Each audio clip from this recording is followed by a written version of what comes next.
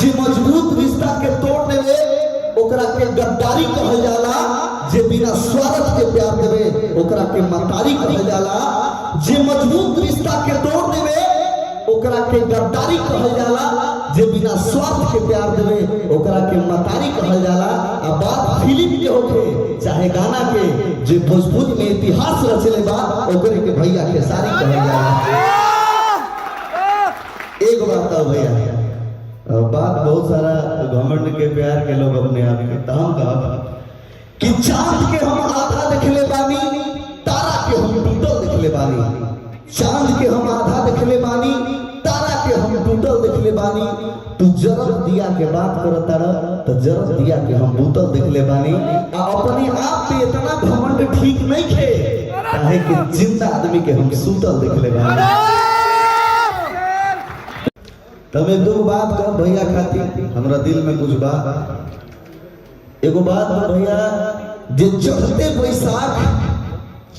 बैसाख गांव के लइकन के ताड़ी चाहिए आ होते बियाह मेहरारून के साड़ी चाहिए। चढ़ते बैसाख गांव के लइकन के ताड़ी चाहिए आ होते बियाह मेहरारून के साड़ी चाहिए।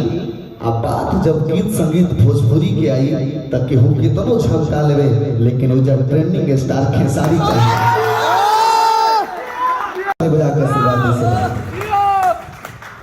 आज हमरा जीवन के ऐसा दिन बा, आज हम ओझा खड़ा बनी, हमरा खुशी के कोनो था नहीं के। सबसे पहले भैया के प्रणाम और ढेर सारा आशीर्वाद के चाहना रही। और आज पंकज बिहारी भैया के माध्यम से भेजा तक बानी और बड़ भैया अखिलेश भैया चर्चित गीतकार जेकर आशीर्वाद हमेशा मिले रहे।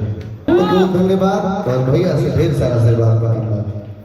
Thank you. आप राइटर भी हैं महाराज, बहुत अच्छा लिखा भैया जिया। बहुत बहुत धन्यवाद बाबा। आप जैसे ब्राह्मण के मुंह से मेरी तारीफ, क्योंकि ब्राह्मणों के मुंह से जिसकी तारीफ होती है वो कहीं ना कहीं अलग लेवल पे होता है। और मुझे लगता है कि सबसे ज्यादा प्यार कलाकारों में ब्राह्मणों का आशीर्वाद खेसारी को मिलता है। बहुत बहुत धन्यवाद भैया के और मुझसे हमरा कर देना चाहिए भैया। थैंक यू बाबा, प्रणाम बाबा। एक जोरदार ताली बजाइए, बहुत प्यारे।